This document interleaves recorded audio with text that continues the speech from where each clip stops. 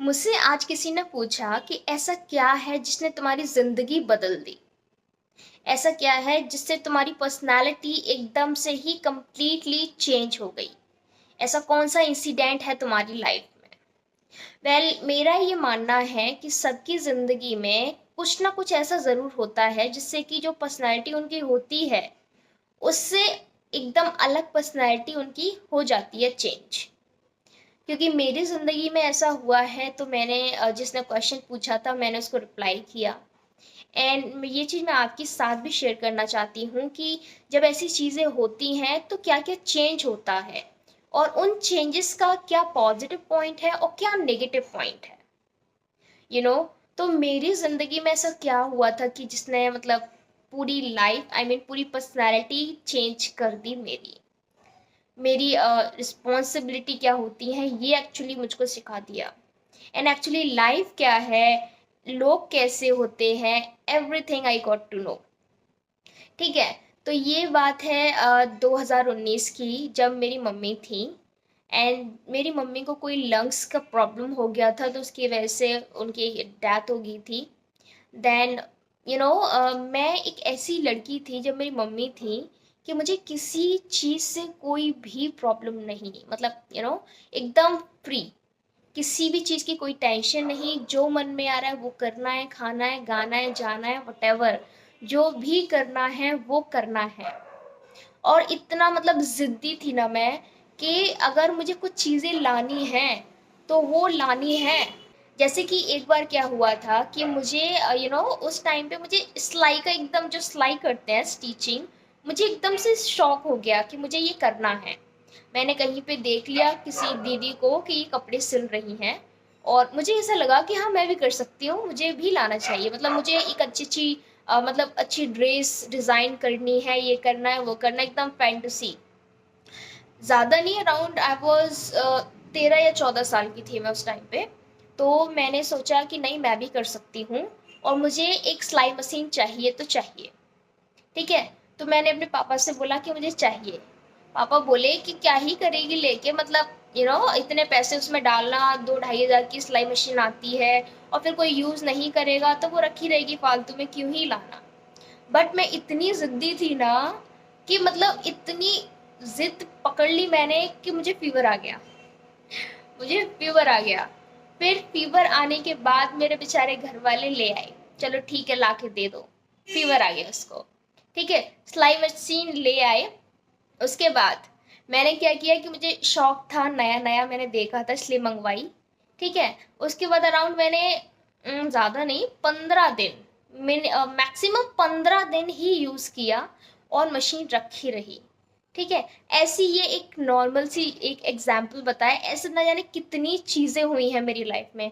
बहुत ज़िद्दी थी मैं, लिटरली बहुत ज़िद्दी। एंड ऑफ कोर्स कॉन्फिडेंट तो बहुत थी, मतलब अपने आगे तो किसी को नहीं समझना, ऐसी थी मैं।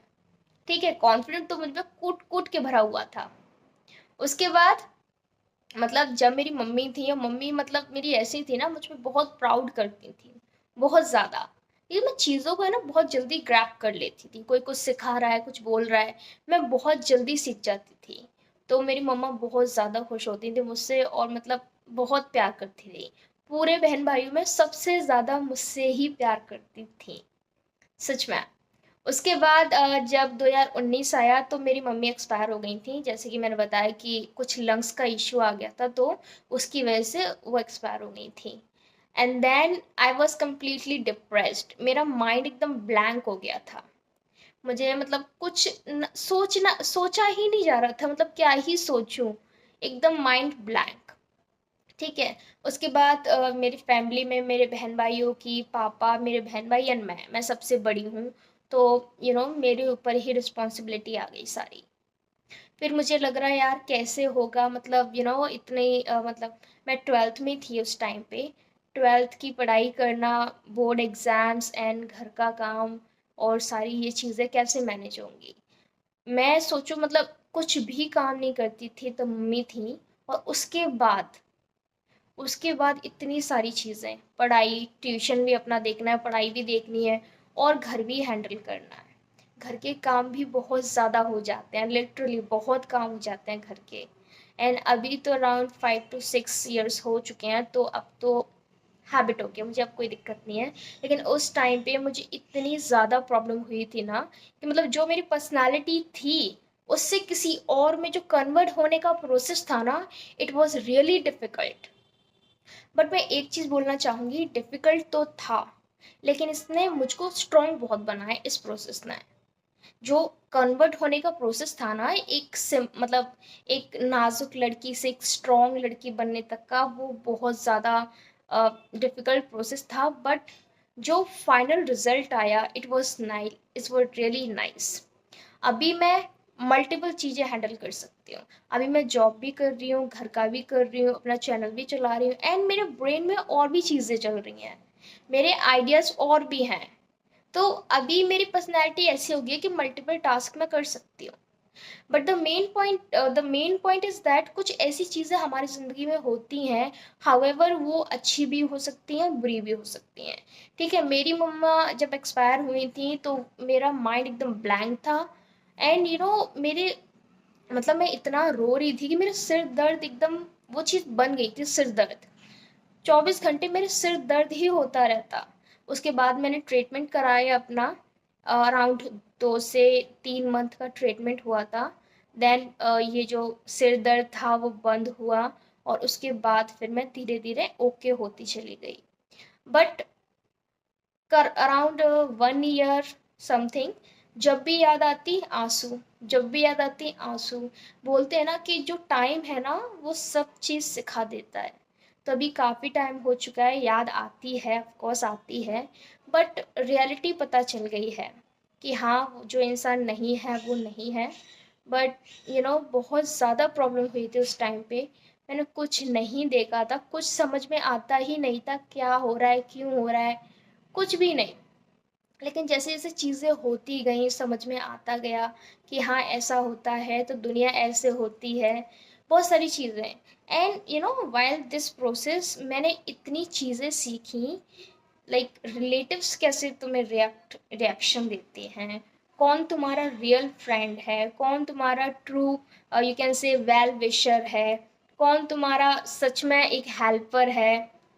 मैंने बहुत सारी चीज़ें एक्सपीरियंस की, और बहुत सारी चीज़ें मैं कह सकती हूँ कि अब मुझे इतना एक्सपीरियंस हो गया है कि मैं किसी को भी कुछ भी बोलने से पहले, किसी की मदद करने से पहले, किसी से फ्रेंडशिप करने से पहले सारी चीज़ें देख लेती हूँ कि वो इंसान उस चीज़ के लायक है या नहीं।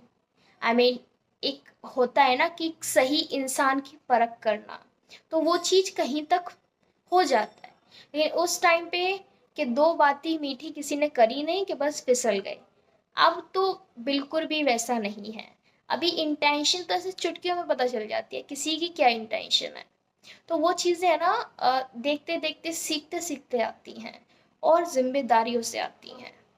जब बोलते हैं ना कि जब जिम्मेदारियां होती हैं तो इंसान स्ट्रांग हो जाता है, and that's what happened with me really. जब मेरे ऊपर जिम्मेदारियां आई थी ना, completely I was broke. But धीरे धीरे मैं स्ट्रांग होती चली गई, बिल्डअप होती चली गई। अभी मैं मल्टीपल चीज़ें हैंडल कर सकती हूँ विदाउट एनी स्ट्रेस। अभी मुझे पता है कौन सी चीज़ कैसे हैंडल करनी है। अभी बहुत इजी हो चुका है। जैसे कि मैंने पहले बोला है कि लाइफ में नेगेटिव चीज़ भी हो सकती है और पॉजिटिव भी हो सकती है, जो तुम्हारी पर्सनैलिटी चेंज कर दे।